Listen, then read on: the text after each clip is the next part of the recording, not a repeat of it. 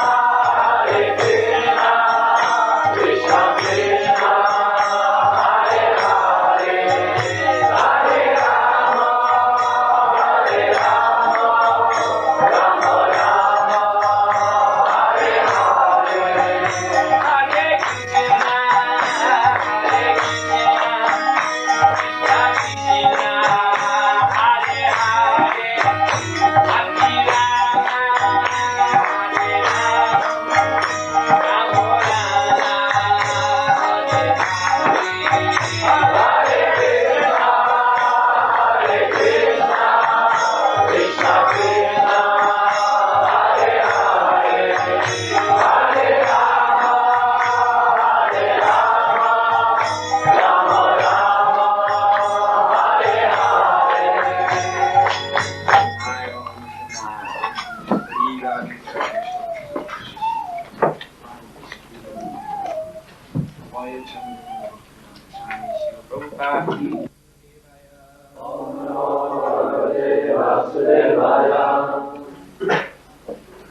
Namo Bhagavate Vasudevaya. Om Namo Bhagavate Vasudevaya. Om Namo Bhagavate Vasudevaya. Om Namo Bhagavate Vasudevaya. We're reading this morning from the Srimad Bhagavatam, 2nd canto, 8th chapter, which is entitled Questions by King Parikshit. This is text number 4. Please repeat this verse after me, line by line. Srinvata Shrayanityam Srinvata Nityam Vrinatascha Svacheshtitam Kalina Nati Dirghena Bhagavan Vishate Hridi Srinvata Shrayanityam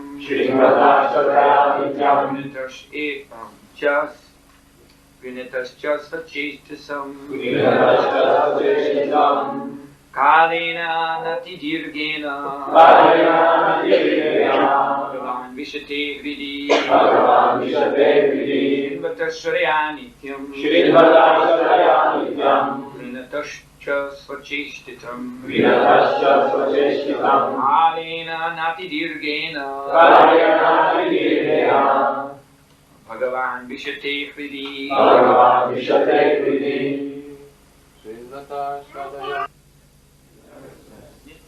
Nityam regularly, always, Grinataha, taking the matter, Cha, also, Svacheshtitam, seriously, by one's own endeavor, Kalena, duration, Na, not, Atidirghena, very prolonged time, Bhagavan, personality of Godhead, Shri Krishna, Vishate, becomes manifest, Hridi, within one's heart. Translation and purport by His Divine Grace, Sri Bhaktivedanta Swami Srila Prabhupada Ki Jai. Persons who hear Srimad Bhagavatam regularly and are always taking the matter very seriously will have the personality of God Sri Krishna manifested in their hearts within a short time. Purport. Cheap devotees or materialistic devotees of the Lord are very much desirous to see the Lord personally without meeting the requisite qualifications.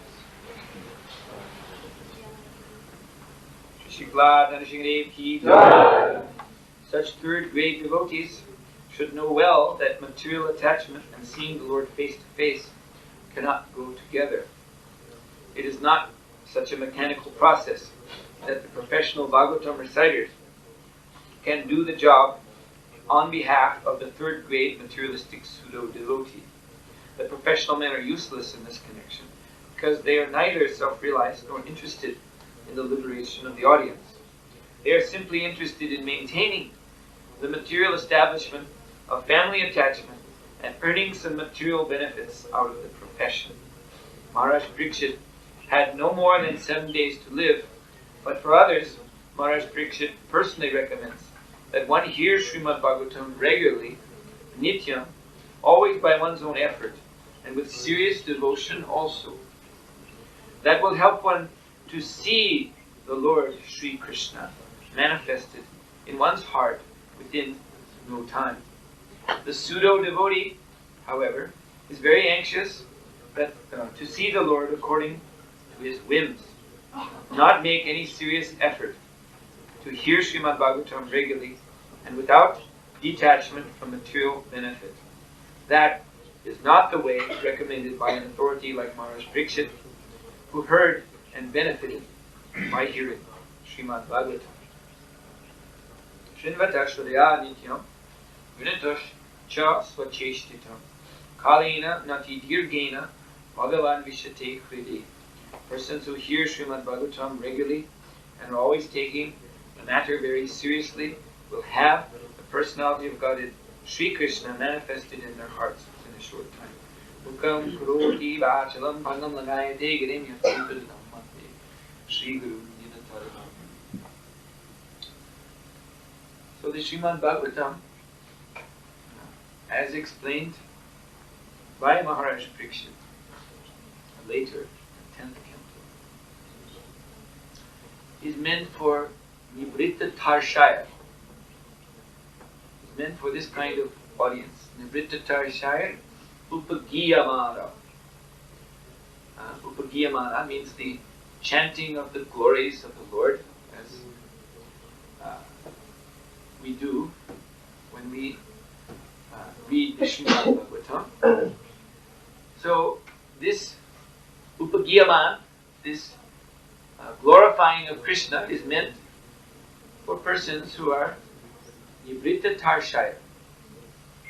So Nibritta, you may know, this is signifying the end of material attachment.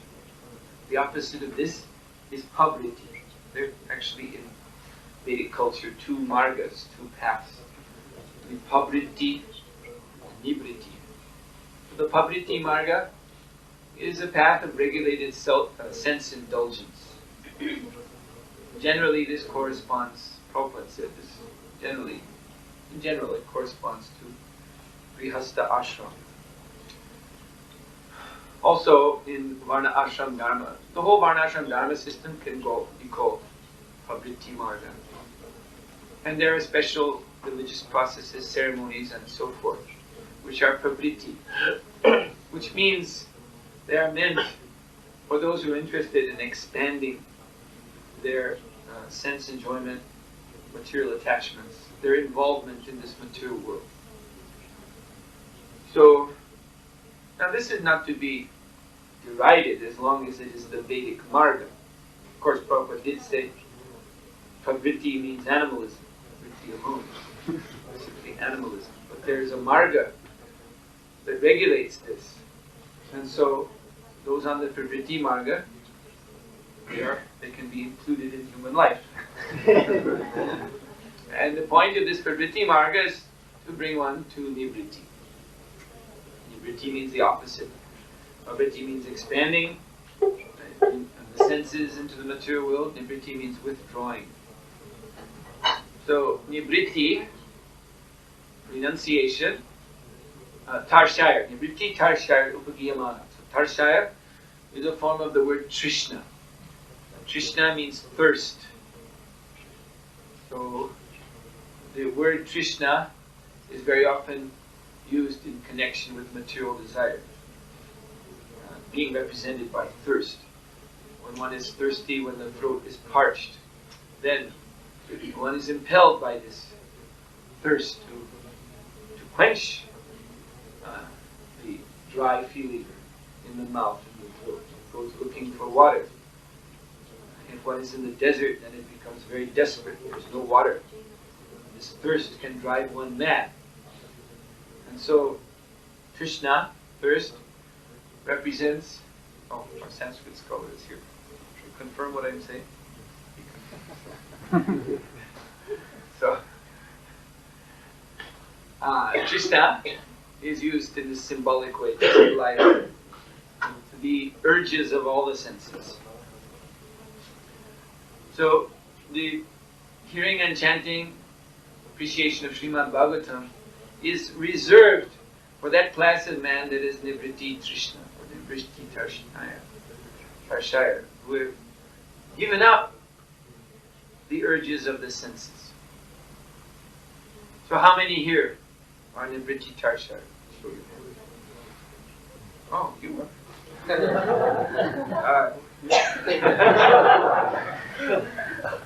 Except for one, everyone else is honest. Not that you're dishonest, I believe you. But you're a rare soul. So then, the question is, so if most people in this world are not Nivriti Tarsaya, then what is the Srimad Bhagavatam for them? Should they not hear the Srimad Bhagavatam? Should they hear some Karma Kanda Shastras or something like that? Some Ramya Kata village talks? No, they should also hear the Srimad Bhagavatam. This verse goes on to say, the next line, Bhava Ausadach. There is another aspect to this process, Upagiyamana, that even you are not Nivritti Tarsaya.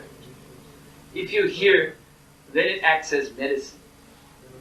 Ausadach means medicine. Bhava refers to material existence. So, in this verse, Parikshit Maharaj is describing our existence in this material body as a diseased condition. This is our disease. We are spirit soul, but we have taken on this material body. Prabhupada gives a similar example of cataract on the eye. So the healthy eye is clear, one can see everything very nicely. But when one gets a certain kind of disease, I don't know what it's called, glaucoma or something, anyway, then a film grows over the surface of the eye. The eye becomes covered by a milky film, and one can no longer see properly. Actually, this cataract, get on both eyes, you become blind. But the cataract can be removed. There's a certain Ayurvedic medicine, there's a certain kind of salve. So that there's a verse in the Brahma Samhita which describes this salve. What is that? Premanjana Charita Bhakti Valochanena. That if one applies the ointment of bhakti, prema bhakti, love of Godhead upon these diseased eyes, then one will be able to see Krishna. Premanjana Charita Bhakti Valochanena Santot Sadaiva Hridayesho Vilokayanti Yam Shama Sundaram Achincha Gunasarupam. Lord Shama Sundara, Lord Krishna, his personal nature is Achincha Guna. He has inconceivable qualities. Therefore he has names like Adhoksaja and so on, Achincha. These mean that, and Avan Manasa Gokshara, these are different names of the Lord, which mean that we cannot understand Him, we cannot grasp Him through these material senses.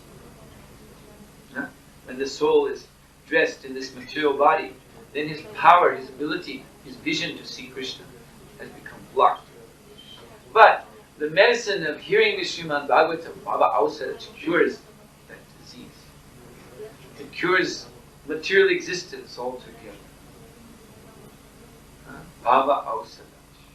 So therefore, whether one is Nivritti Tarsaya, or whether one is Avriti, Sarvakama, full of desires, still the hearing of this Srimad Bhagavatam is recommended. And as one goes on hearing, that means, of course, real hearing. Prabhupada is making a distinction here. That one can hear from a professional reciter. Prabhupada is alluding to this in his purport. When he says Maharaj Parikshit, he had only 7 days to live. But he's recommending Shrinvata Shradya Nitya to everyone else, that you should hear this Bhagavatam, Shrinvata Shradya with faith, Nityam, always, not 7 days. Maharaj Parikshit had no choice, because he was cursed. But in India, and now it's spreading outside of India, there's come this. See, the problem is that foolish people, they imitate. They imitate great souls like Maharaj Parikshit. They imitate great demigods like Lord Shiva. They imitate the Supreme Personality of Godhead, Lord Krishna.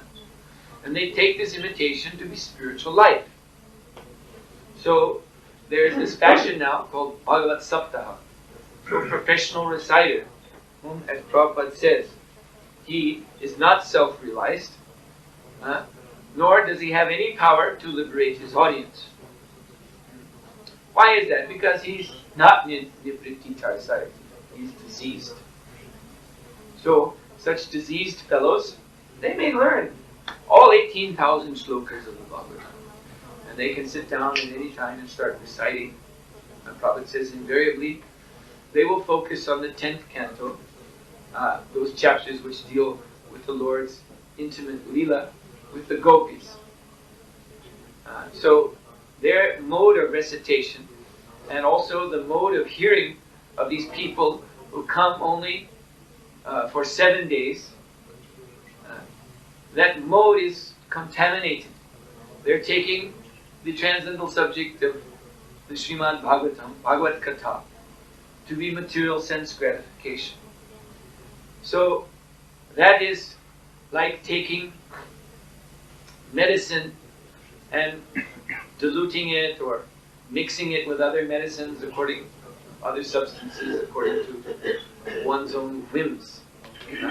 And taking it as you like, not as the doctor prescribes. So when one does this, there are certain medicines which actually, although they are curative when prescribed by the doctor, but when taken whimsically, they are poisonous. This is known also in Western medicine, Ayurvedic medicine certainly knows this, that there are poisons which can be used expertly to cure disease. Even they make medicine, very good medicine, to cure nervous diseases from cobra snake venom.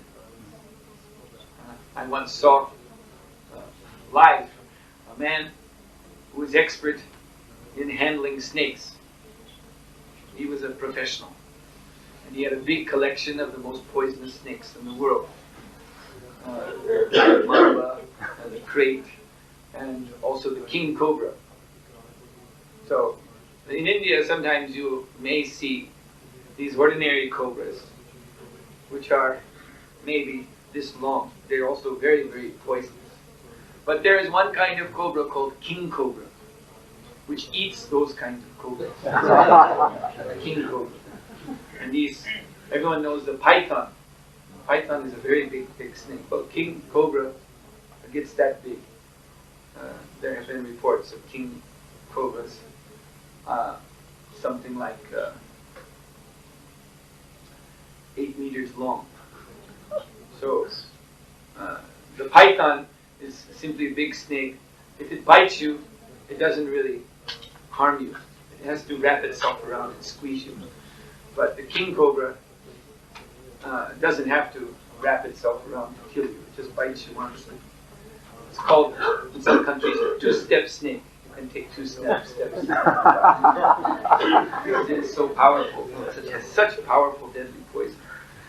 But I saw this man, the snake handler. He had different boxes with different snakes, and he opened the box with the king cobra. This huge snake came out. This king cobra was small. It was only about 2 meters long. It's a little one. So he was very expert to move his hand, and the king cobra would try to attack, but the king cobra that was occupied with this moving hand, he would come with the other hand behind. He'd just grab him by the throat and take him, and then put his fangs. He had a jar with a kind of skin on the top, and then you would press the fangs of the snake through the skin, and the poison would come dripping out into the jar. And he would use that poison in medical experiments with a team of doctors. They were developing medicines. So he was telling the audience how the king cobra venom is very effective for, he was mentioning certain kinds of nervous diseases where people, the nerve deteriorates and they lose their coordination, they become spastic, like that. But if they take injection of this cobra venom, which is prepared in a certain way and prescribed in a certain way, then it relieves this disease. But if one is whimsical with cobra venom, you see, oh, it's medicine, then yes, let me take a whole huge syringe of it and inject you. You will die. You see? So it is the same with the Srimad Bhagavatam. The Srimad Bhagavatam, Baba Ausadach, it is medicine. But if we take it whimsically, then it has a poisonous effect. This is Krishna's potency. Krishna's potency. Prabhupada said the same thing about the holy name. If we chant it with Shraddha, and at least with Abhas means one is trying to overcome his offenses. It is not pure chanting yet, but one is trying with faith to overcome his offenses, trying to avoid 10 kinds of offenses. Then this has liberating effect. This is the potency of the holy name. Even one is a dog eater, even one has failed in everything, even failed in trying to follow the standard rules and regulations. But if somehow or other this person is able to chant Namabhas, then all of his sins, all of his contamination is immediately cleansed. This is declared in so many Shastra quotations. So this is the very power of the holy name. But the same power, if one chants with aparad, offenses, then it is very, very dangerous. Prabhupada exactly says, milk touched by the lips of a serpent has a poisonous effect. So like that, to chant the holy name in aparad, it is like touching goat with a serpent's tongue. So yes, if one takes this Srimad Bhagavatam recitation whimsically, hearing from a professional man, 7 days, this Bhagavad Saptaha, the effect will be poisonous. Actually, we can understand, it's revealed in the scriptures, for instance, 5th canto of Srimad Bhagavatam, and the Sri Chaitanya Bhagavat by Sri Vrindavan Das Thakur, that at the bottom of this universe, there is Lord Vishnu, and he is lying on the Ananta Shesh. And Lord Ananta Shesh is reciting with thousands and thousands of heads the glories of Lord Krishna. He is actually the original Bhagavatam reciter in this universe. And great souls, like the 4 Kumaras, they travel down to the nether region of the universe to hear Bhagavatam class from Lord Ananta Shesh. Lord Mahavishnu, he's lying on the Sheshnag, on the couch formed by Ananta's coils, and he's taking rest. He's being soothed by this recitation of Krishna's pastimes. So he's taking rest, and this recitation is pleasing him, comforting him, and so he's sleeping. Of course, his sleep is not ordinary, it's yoga nidra, but within him are all the jivas. And these jivas are sleeping actually under the tamo guna. And it specifically said there is an influence coming from Lord Ananta Shesh. He's called tamasi, therefore. He emanates an influence, a tamasic influence. And so for those who are not devotees of the Lord, who are not attracted to Krishna, then his influence puts them into the tamu guna. And in that tamasic state, they sleep and they dream. Actually, it is Mahavishnu's dream. He's creating this big dream of the material world. And these living entities are dreaming along with him. They enter into that dream and accept that dream as reality. Now, what is that dream? You know, just like everyone, you may have had this experience yourself. If you're sleeping and someone is speaking to you, or you're hearing some music, but what you're hearing, you may have had the experience that what you're hearing becomes incorporated in the dream. And your mind makes it, strange. Your dreaming mind makes it very surrealistic and strange. And then if you wake up, then you see the situation. You see that something was being spoken, and in your dreaming state you were taking it in a complete other ridiculous way. So it is just like that. It is just like that. The activities of the living entities in this universe are actually based on this transcendental sound vibration of Srimad Bhagavatam, which is being recited by Lord Anantashesh. Always. Eternally. The bottom of the universe. He's always reciting. So this dream of material life is a perversion of that narration. Everything we're seeing here, where I am thinking that I am the Ishvara, Ishwaro Ham Aham Bogi, I am the controller, I am the enjoyer. We're thinking I am Krishna. And we are imitating his pastimes. Even we don't know what is Krishna. But that is the nature of things in this material world. It is a perverted reflection of Krishna's pastimes. So this is you can see here, this is the example, clear example of the poisonous effect, the powerful poisonous effect of Bhagavatam recitation. For those who are not, they're neither Nivritta Sire, nor are they willing to take the Srimad Bhagavatam as medicine. They want to take it as sense gratification. They want to incorporate it into their life of sense enjoyment. So then it has a very, very powerful illusory effect. This is Krishna's potency. Prabhupada said, Lord Krishna is just like fire. The chanting of the holy name is just like fire. So fire can be used for so many good things. But if you play with fire, it is very, very, very dangerous. Prabhupada gave his own example when he was a young boy. He had a box of matches and he was striking them and throwing the matches around. But one match slipped from his hand and fell on his kadi dhoti and set it on fire. And had not some man suddenly appeared, Prabhupada used to say, Krishna sent this man. So had this man not suddenly appeared to roll him in the grass, Prabhupada indicated it might have been very, very serious. He still had a mark on his leg.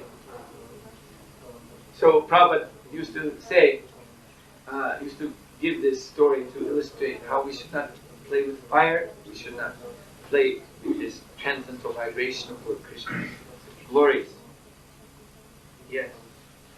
So, but when we receive this transcendental vibration in the proper way, as medicine prescribed by the proper doctor, then this has a very powerful curative effect. Shrotra Mano Piramat. Then it becomes very, very pleasing to hear Bhagavatam.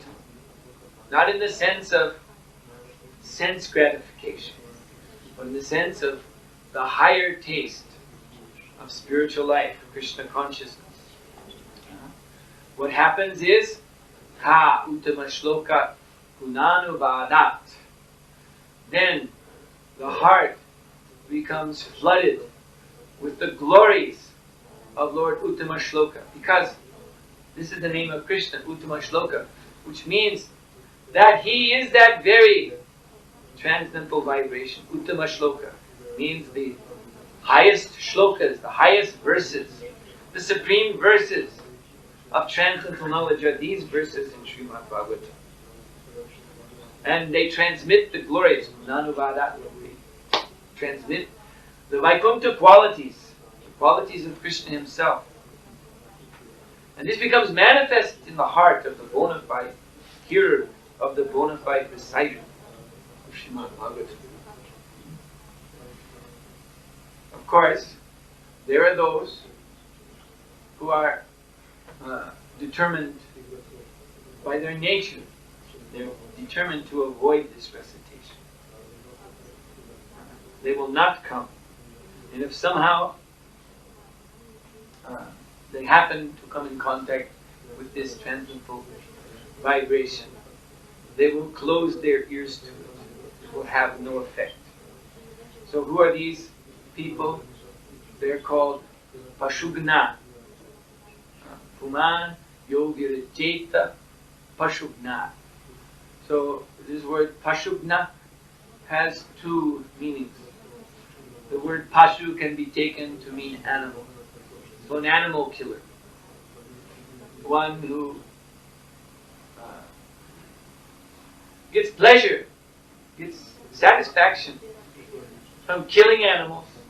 Also meat eaters, those who are very content to eat the dead bodies of poor slaughtered animals. So this is one kind of Pashugna.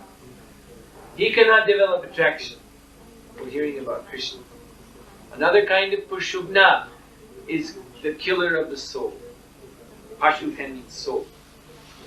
So this is a person who, although he knows that we should aspire for Nivritti Krishna.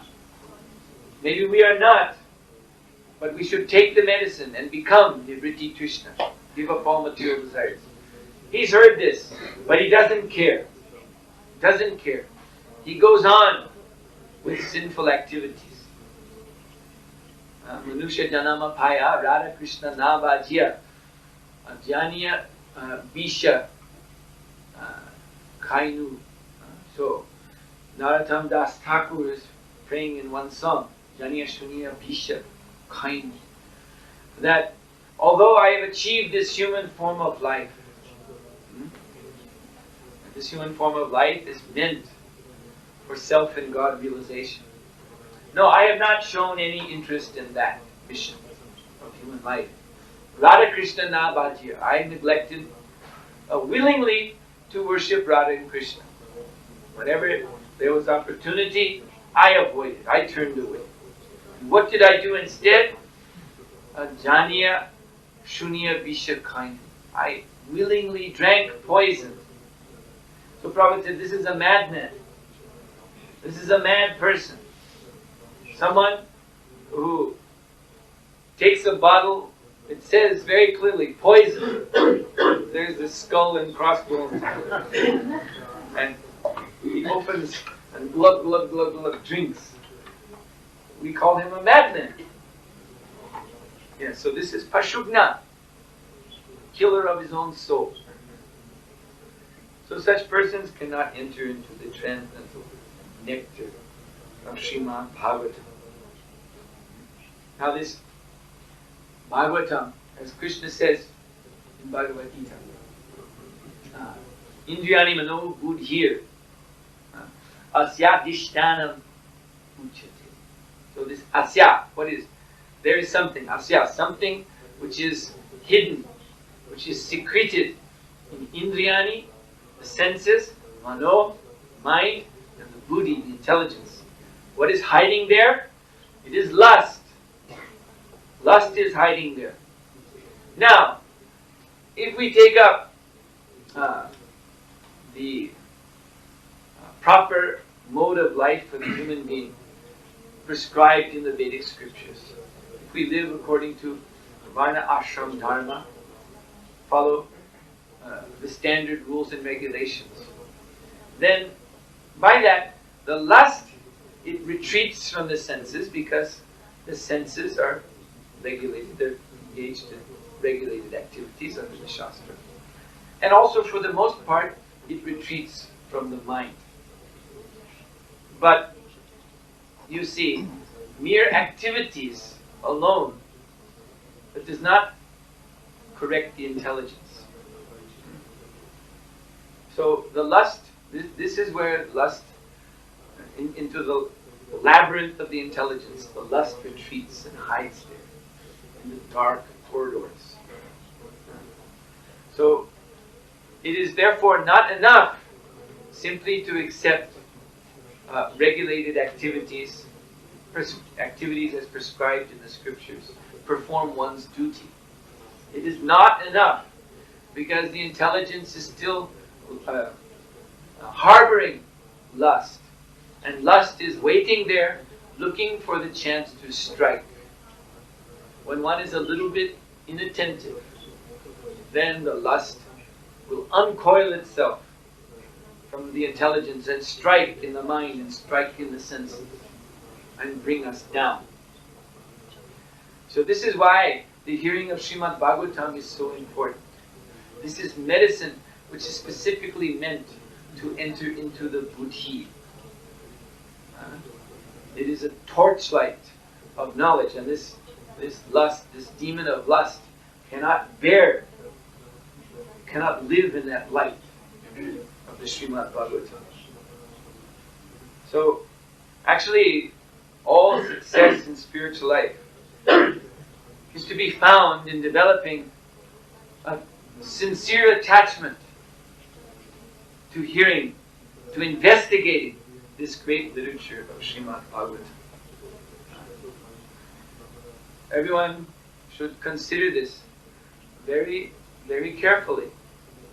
If we find that we are very inclined to engage ourselves in productive work, that's very nice. That's, of course, our process in Krishna consciousness.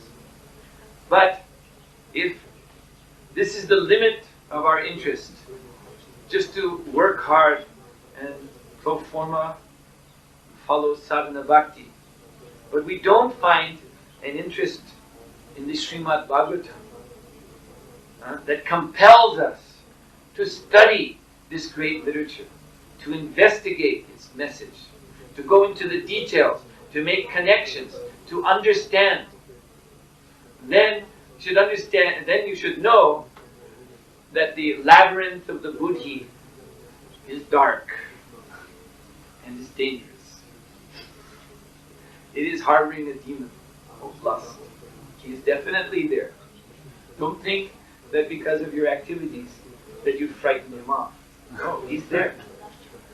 And he's watching from that vantage point of the buddhi, and he's waiting for the first opportunity to strike whenever he can. So we have to go after it. It's not enough just to chase lust into that labyrinth and say, okay, we got rid of it. Now let's get down to work. Everything's okay. No. We do have to go after him. He must be driven out. And so for that we have to take this torchlight of knowledge. It is called in 11th canto Adhyatma Deepa, the light of Adhyatma. It means spiritual knowledge. Lord Krishna says in the Bhagavad Gita that I am that. Adhyatma Jnana. Of knowledge, he says, I am Adhyatma. There are different kinds of knowledge, but of different kinds of knowledge, I am Adhyatma. Adhyatma Vidya Vidyanam. I am spiritual knowledge. In other words, Lord Krishna is saying, I am the Srimad Bhagavatam. That is myself. So we must take the torchlight of Lord Krishna in the form of Adhyatma Vidya and enter into this dangerous labyrinth with all of its corridors going in different directions. And we must go into every corridor and illuminate it until we find that rascal, Mr. Lust. And as soon as he is exposed to that transcendental light, it's just like the vampire story. He will turn into a skeleton. He will die. He cannot bear to live in the light of this Bhagavad Tattva Vijnana. So, from Bhakti Yoga Paribhavata Hrit Saroja Ase Shutekshita Patananunatha. It is stated in this Bhagavatam that when one seriously pursues the bhakti process from Bhakti Yoga Paribhavata, when one seriously engages in Bhakti Yoga, as I said, there's twofold there, Prabhupada explained. One aspect of serious pursuance of Bhakti Yoga is to engage the senses in devotional activities. But the other aspect is that we must purify the mind and purify the intelligence by hearing and chanting and remembering Krishna as he presents himself in the Srimad Bhagavatam and in his holy name. So this is a twofold process. So this is paribhavata, this is serious practice. So for one who practices this Bhakti Yoga seriously, then the Lord, He appears within the heart. Shrutekshita, He is seen by the hearing process within the heart. And He appears in the heart in that very form that we are accustomed, that we have become attached to hearing about. So actually, this is why Srimad Bhagavatam is so scientific. Because we want to become attached to Krishna, the original personality of God. We want Him to appear in His Satchidananda Vigraha within our heart. So that description, yes, it is in the 10th canto. But one must be qualified. Therefore there are 9 cantos before. To step by step rid our intelligence of all impurity. Otherwise, if we go immediately to the 10th canto and we hear about Krishna's Rasa Leela and other such pastimes, because Mr. Lust is there in the intellect, he will strike. He will strike. And just like you can go to any bookshop and you will see, I hate to mention this,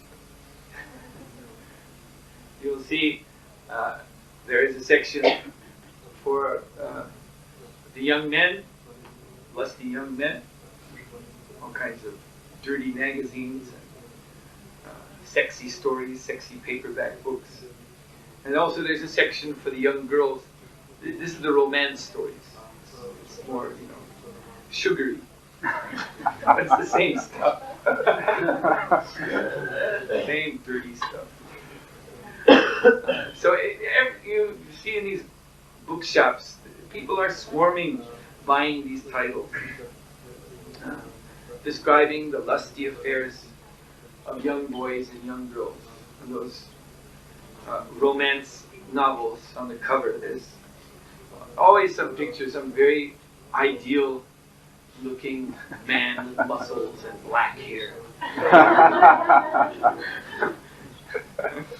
And there's a very sweet young girl in his arms, and some title, South Seas Passion.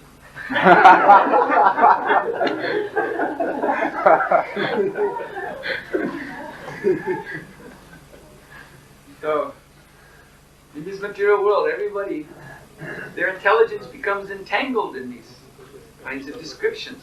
And if one hears about Lord Krishna, who is the original dark-haired youth, and Srimati Radharani, who is the original delicate young girl, sweet young girl.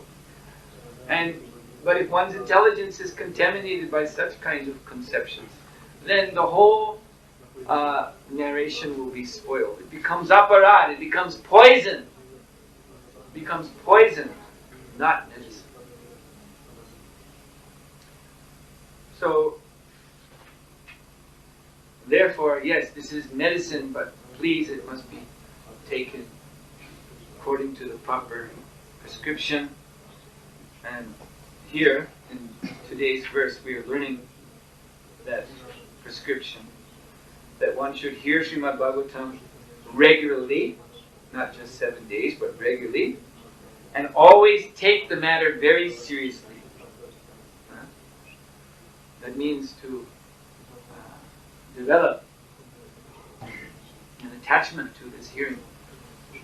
When the buddhi becomes curious to investigate this Srimad Bhagavatam, then you're on the right track. You see, then you're on the right track. That means Mr.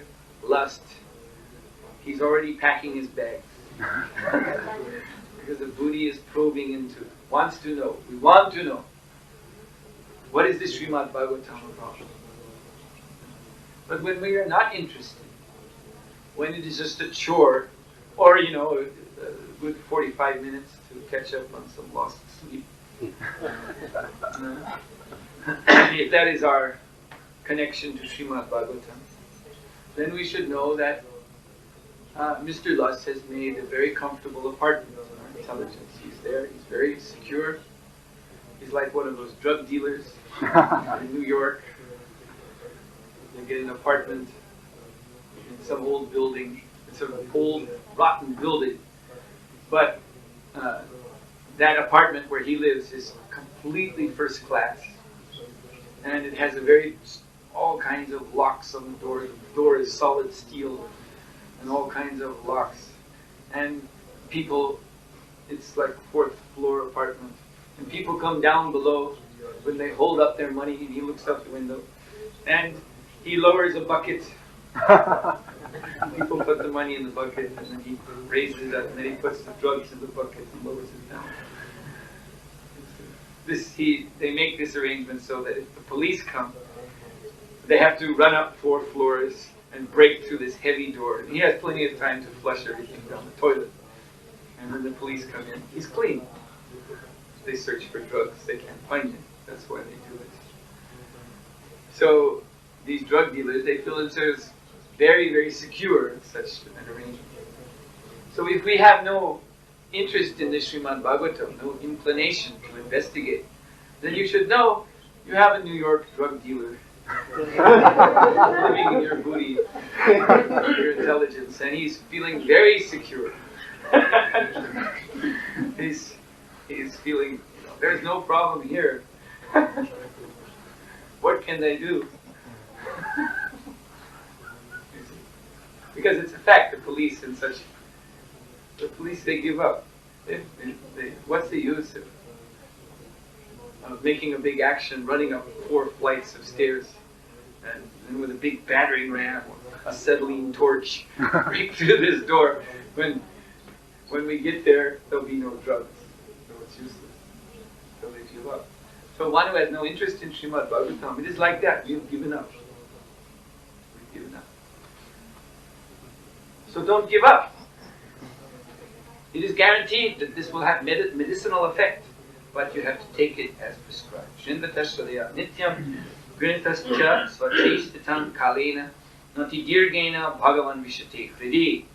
If you take it seriously, hear it regularly, you will have the personality of Godhead, Sri Krishna manifest in your heart in a very short time. Tundrat Srimad Bhagavatam ki jai, Prabhupada ki jai.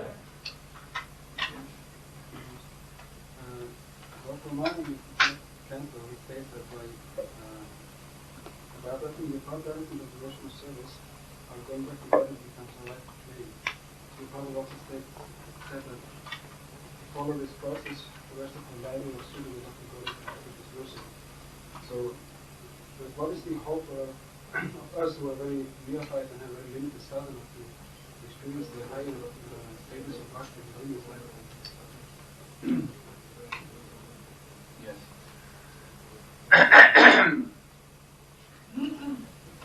There's a verse, which I don't think I will remember now because I was just learning it a few days ago. I didn't practice. But it's a very good verse that explains this. But it is the next verse after. I can tell you where it is. You can look it up. Where the demigods in chapter 2 of the 10th canto, they recite this famous Yene Rivindaksha Vimuktamanina verse. Then the next verse. So in Yene Rivindaksha Vimuktamanina, the demigods are saying, they're describing very strict and austere impersonalists who follow very, very rigidly all the rules and regulations. Actually, the rules and regulations of Mayavadi sannyasis, for example, Prabhupada says, they're even stricter than that, followed by the Vaishnava sannyasis. So they may follow all of the prescriptions of Shastra very, very rigidly, without any deviation. And therefore they will ascend to a very high platform. But the demigods say, Aruya Krishna Brahmanam Tarapatat Still they will fall down at the end. Why? Because again, the buddhi, avishuddha buddhi. The buddhi remains impure. The buddhi remains impure. Because they do not take shelter of the Parampada, the lotus feet of Lord Krishna. Then, in the very next verse, the Lord Krishna, the demigods, they then describe the devotees. And they say that these devotees of the Lord, they may be Prashanti Marga. I can't remember the whole verse, but I remember the key words. So they say, these devotees might be Vrishanti Marga. That means they might have fallen from the path. They might be fallen Vrishanti. The path of strict of sadhana and all of this. But Tvai Bada Sovrida. If they have this one qualification, that their hearts are bound to Lord Krishna, then they will make progress nonetheless, despite their qualifications. Nirbhaya, they use this term, nirbhaya, without fear. Without fear, they will make progress to the supreme goal. The last line, if I could remember the whole thing, would be very good. The last line states that, anyway, the key word here is mudneshu. You see, they may have enemies who oppose them. Enemies who, even like the demigods, because the demigods are there to observe. They are dwelling within our senses. And so the demigods may have observed that this devotee has not followed this and that rule and regulation very nicely in his lifetime. So the demigods, they're in the upper regions of the universe, and when they see a soul going upward, ascending on this, it is called the Brahmapanta, the path to Brahman. Then the demigods will step forward to say, wait a minute, where are you going? You cannot go any higher, because at 3 p.m. on Sunday, December 6th, 1991, you did this or you did that. You see, they have recorded all the activities, so they will step forward and say, you cannot ascend. But these are the demigods speaking, but they say those devotees who are Bhadasaurida, they will step on the heads of all the opponents and go onward, back home, back to God. It doesn't matter. It doesn't matter who comes to try to stop them. This devotee, by the grace of the Lord, will step on the heads of all the enemies. So, this is the answer to that question. One has to become Bhadasaurida. The heart must become bound to the Supreme Lord in love. And this is the effect of hearing Srimad Bhagavatam. If one has that, heart bound to the Supreme Lord, then success is assured.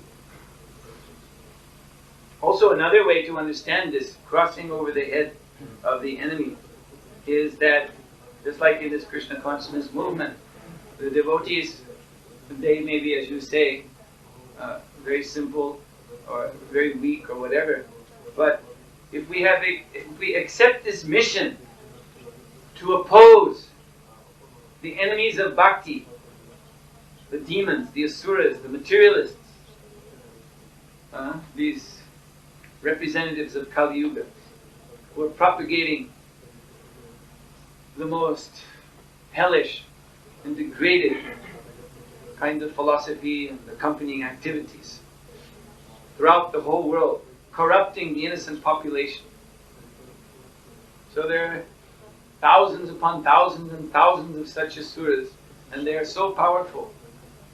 And in this International Society for Krishna Consciousness, we have only a handful of devotees, and As you're saying, mostly these devotees are not so expert. But if they embrace this mission, if fearlessly they go against these enemies of bhakti, preach vigorously, and try to save these conditioned souls who are being pulled down by these demons, then the verse is to be understood in this way. By that fearless opposition to the demons, the devotees will triumph. And this is a symptom of Bada Sovrita, that the heart is bound to Krishna. Just like Arjuna. Arjuna didn't want to fight. He had many good reasons.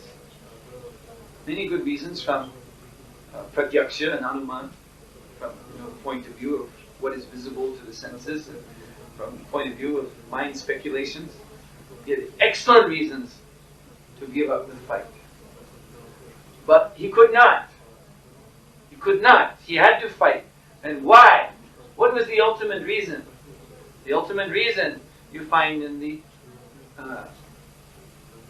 18th chapter of Bhagavad Gita, where Lord Krishna, he's appealing to Arjuna, that because you are my dear friend, therefore I'm telling you these things.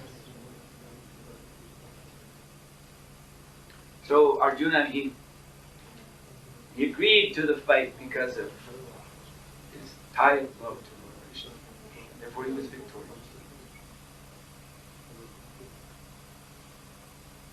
Srila Prabhupada ki Jai! Sухотра Maharaj ki Jai! Rama Rama Hare Hare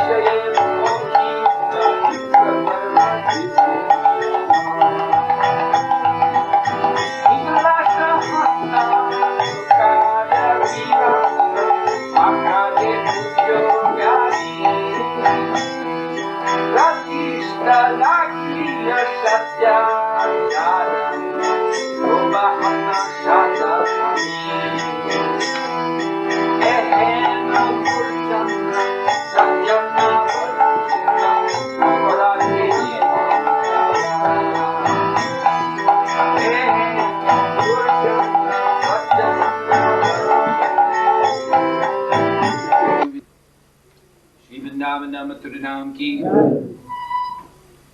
Srinavadip Mayapuram ki, Srinavadip Puridam ki, Kongamai Jamunamai ki, Bhakti Devi Tulsi Devi ki, Sri Guru Parampara ki, Divine Grace Sri Bhaktivedanta Swami Srila Prabhupada ki, Samaveta Bhakta Vrinda ki, Or Premanandi, all glories to the assembled devotees, all glories to the assembled devotees, all glories to the assembled devotees. All glories to Shri.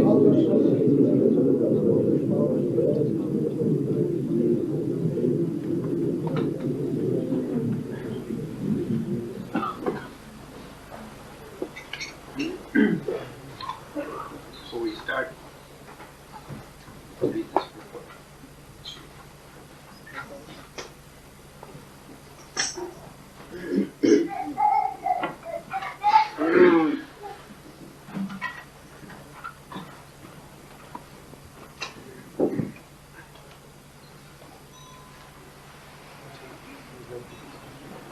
Mahara Jivana Sara Papira Nahi Kapuya.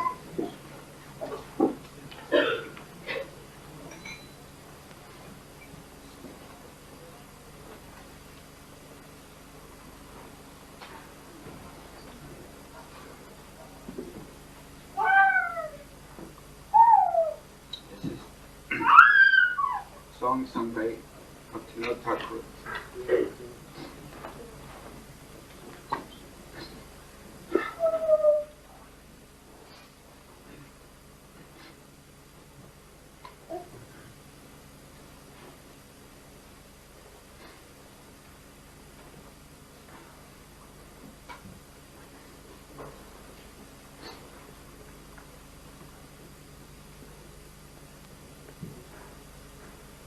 In Vaishnava humbleness. A Vaishnava is always meek and humble. So he is describing the life of the people in general, taking himself to be one of them. He says that my life is always engaged in sinful activities. And if you try to find out, you will not even find a trace of pious activities, only sinful activities. And parera udvega diachi ekoto diachi jivera place. I'm always inclined to give trouble to other living entities. That is my business. I want to see that others are suffering, then I enjoy. Nija sukha lagi ape nahi dori. For my personal sense gratification, I accept any kind of sinful activity. Daya hina swarta para. I am not at all merciful, and I see only to my personal interest. Para sukha dukkhe.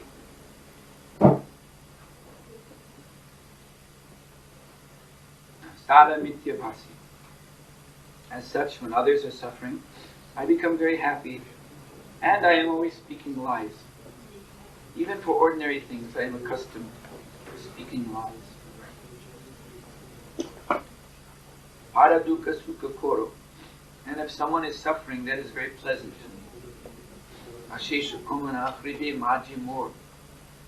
I've got lots of desires within my heart, and I'm always angry, falsely prestigious, always puffed up with false pride. Mada mata sada vishaye mohita.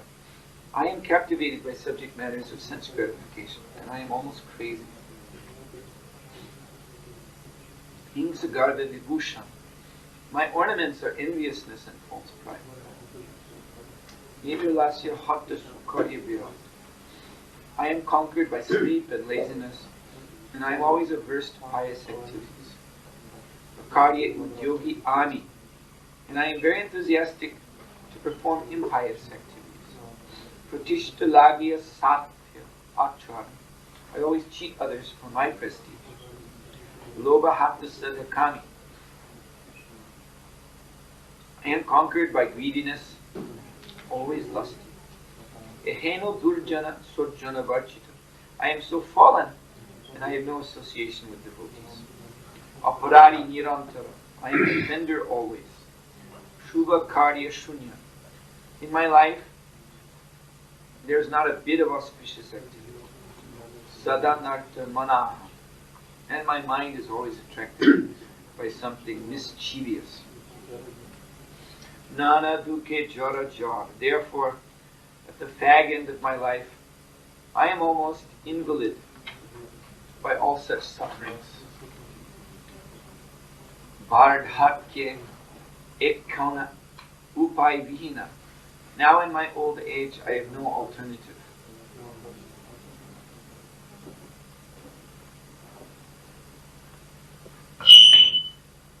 Tatyadina akinchana.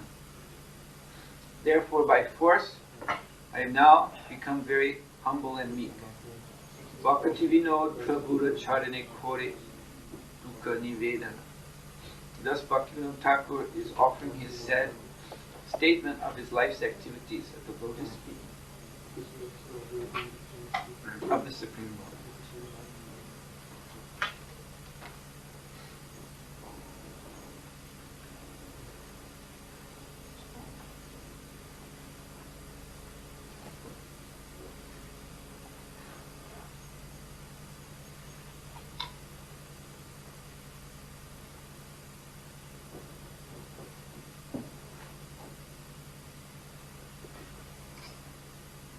Srila Bhaktivinoda Thakur is our great predecessor Acharya, who established the firm foundation of Krishna consciousness movement in the modern age. Upon this foundation, his transcendental son, Bhaktisiddhanta Saraswati Thakur, with the blessing of Srila Gaurkishore Das Babaji Maharaj, then expanded the Krishna consciousness movement all over India. And it was Bhaktisiddhanta Saraswati Thakur's desire that the same movement be expanded all over the world, and of course that was famously fulfilled by His Divine Grace, A.C. Bhaktivedanta Swami Srila Prabhupada. But however it expands, the foundation is always the same. Just like today, you are making an offering, glorification of your spiritual master. So, this represents a further expansion of the Krishna consciousness movement. You are disciples of one of the disciples of Srila Prabhupada. So this Vyasa Puja ceremony is ordained in the revealed scriptures. It may appear, however, though it's completely authorized, it might appear to someone who doesn't know the tradition that some ordinary man is being put on a big platform, and in a foolish way people are bowing down and offering words of praise and various kinds of gifts, and this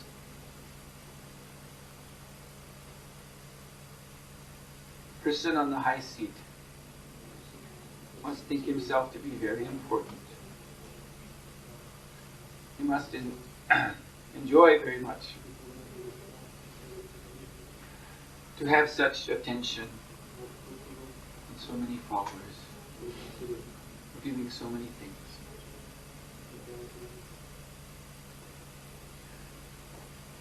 But no, that's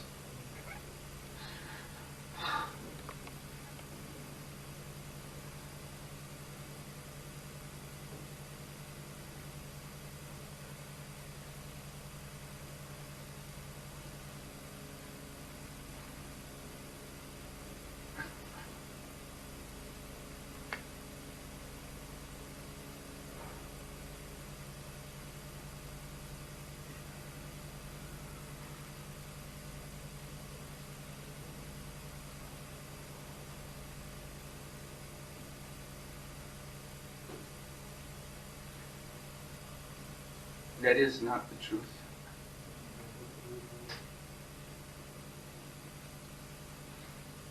The truth we've heard in this song.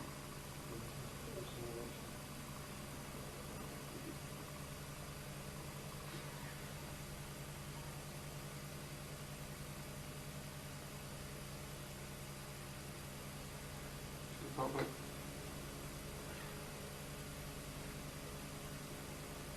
tells us that humility is the foundation of advancement in devotional service. Unless there is humility, there is no question of any progress.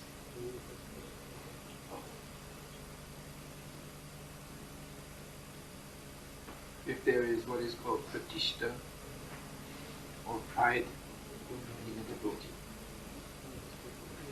that is the source of every kind of disqualification, every kind of anartha, which ruins Krishna consciousness, which ruins, which spoils the bhakti life, which chokes it.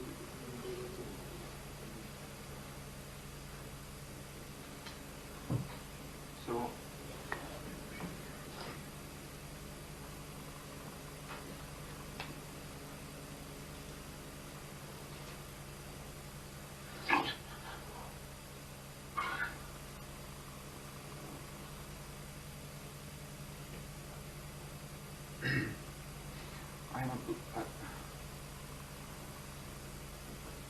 I'm obliged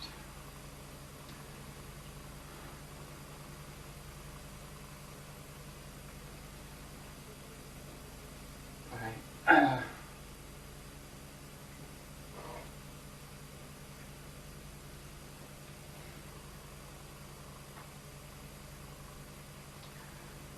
obliged by my great love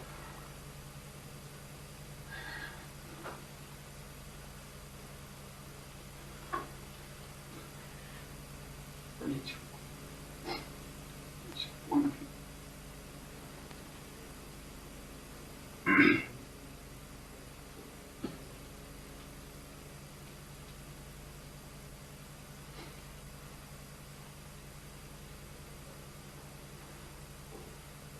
To receive what you have to offer today. And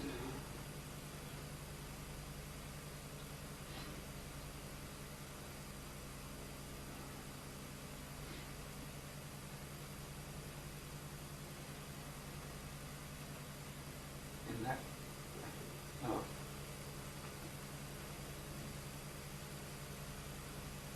which actually doesn't come from me, because that song describes what I really am. I'm envious. I have no mercy.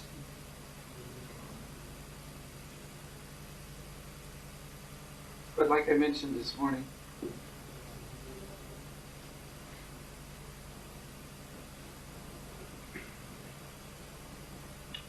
there is something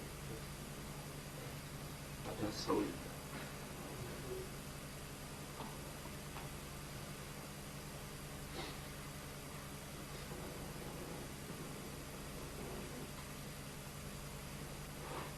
the Prabhupada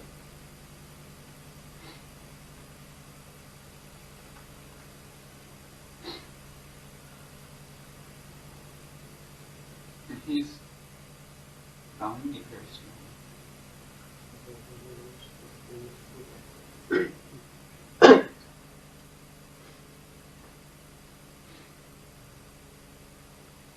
That much I know is true.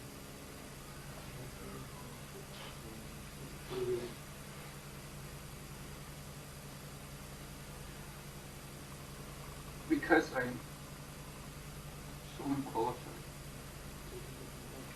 exactly as described in the song. I sometimes try to escape, but I can't.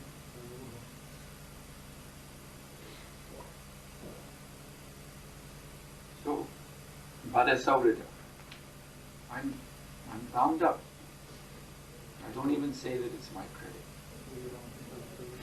I cannot say anything about it except that it is the mercy of my spiritual master.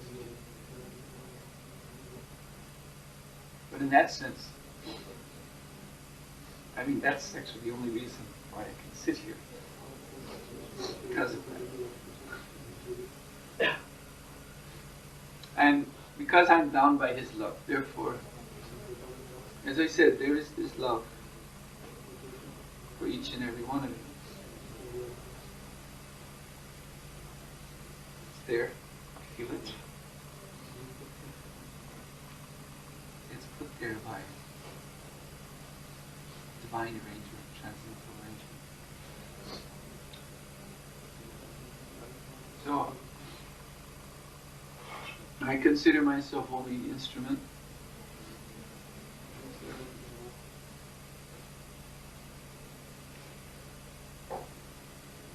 I think of letters Srila Prabhupada wrote where he described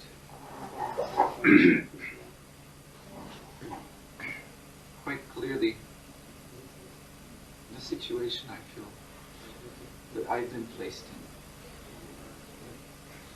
in. Srila Prabhupada said in one letter that actually Krishna, He is that person to whom we are to give our love and devotion, and He is the one from whom we receive all benedictions, spiritual life, spiritual progress.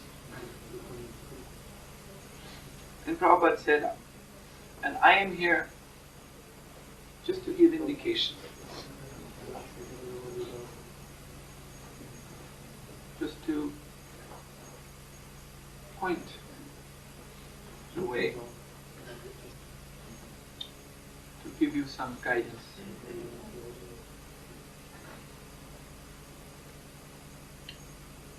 So on this day, well, every day, but this day it's especially clear to me.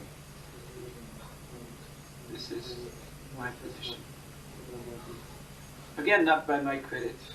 My credit is in that song, Amar Jiva. That's my life. But by higher arrangement, I've been given this service to do. And my joy is seeing you flourish in Krishna consciousness. My joy is seeing that you, even if some of you are having big problems, I know. I've seen your letters. If I don't see your letters, then I see your faces. But the fact that you stay in this society and you continue on in devotional service, that is miraculous. And in time, whatever problems you have will pass away. There's no doubt about that. In our little moment of now, we think that we've fallen into such a deep well. We'll never get out. Don't worry. If you just stay in this Krishna consciousness movement, continue to do your service, and continue to take whatever help I'm able to give you. At least I have no doubt that you will be successful. So I'm starting here, talking about those of you, probably all of you think you have problems, but sometimes more.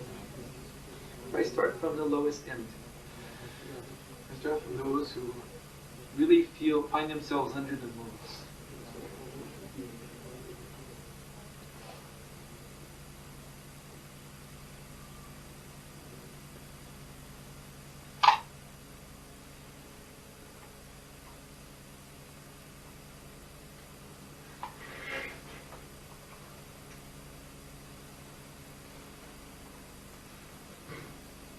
If you think nobody else loves you or cares about you, you know,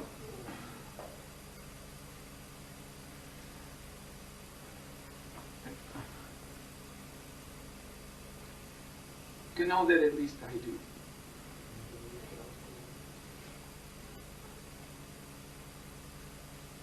Because I'm forced to. From two directions. By the love of my spiritual master. And also for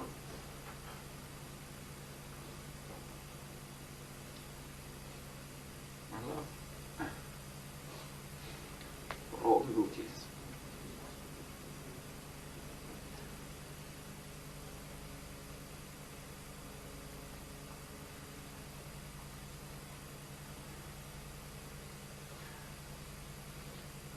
Consider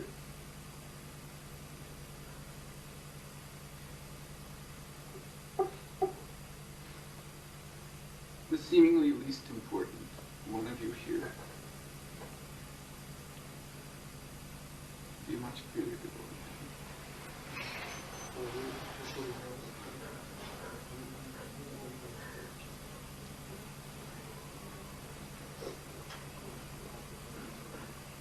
So we can go from that end and come up to the top end. Some of you are doing very nice service. You're occupying an important position in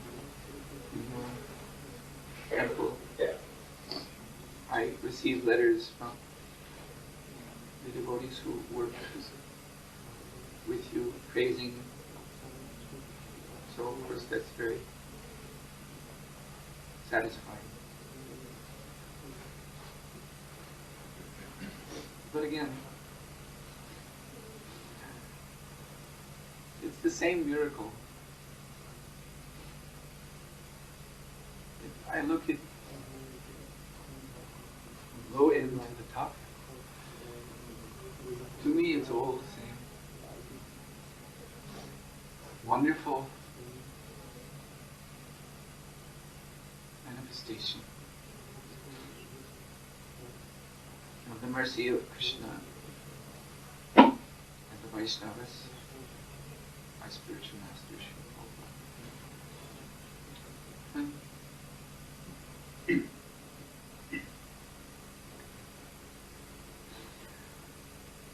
Prabhupada. Prabhupada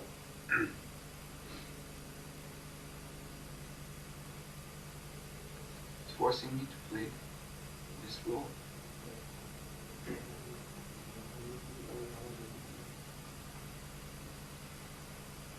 I can't say no. I think, well, I don't really know what to think about myself being in this position. You will say so many things in this Vyasa Puja ceremony. I will listen to it and I will think, oh, my Srila Prabhupada, my spiritual master. He once said, when someone praised him, seeing him for the first time that morning, Prabhupada came in among the devotees. And that devotee said to Srila Prabhupada, you look beautiful.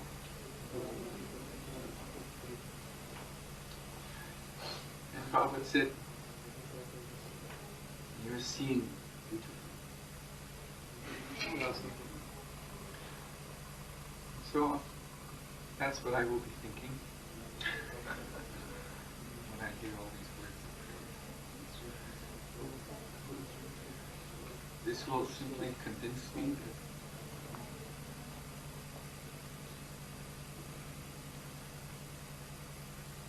we're all very great devotees.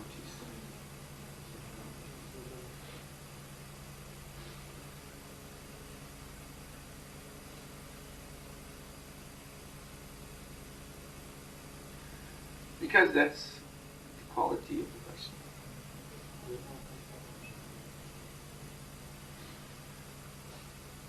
To see the good.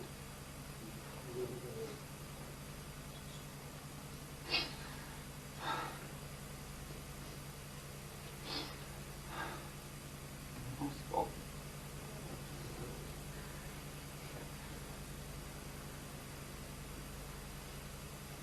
Okay.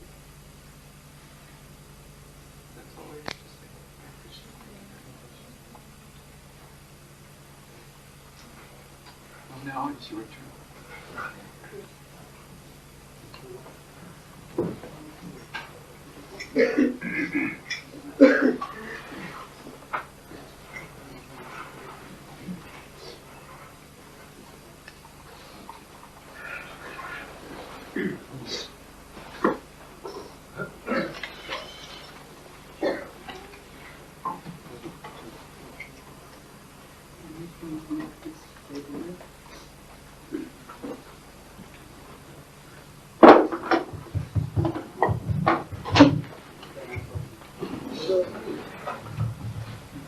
Hare Krishna. I will just go through and we will offer the Vyasa Puja book, and some chosen devotees will read their offerings. I'm sorry that not everyone can read, we are very many. And after that, those devotees who couldn't send their offerings on time to be in the Vyasa Puja book, they can bring their offerings, and everybody else can bring introductions and they have the presents. We shall be ready at that time. After that, we will offer the book. And we'll be Pushpanjali ceremony.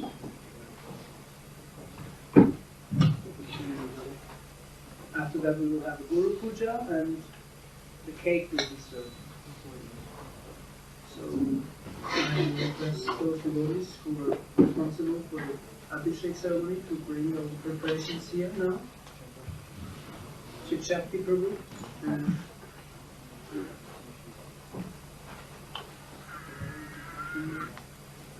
you can please divide.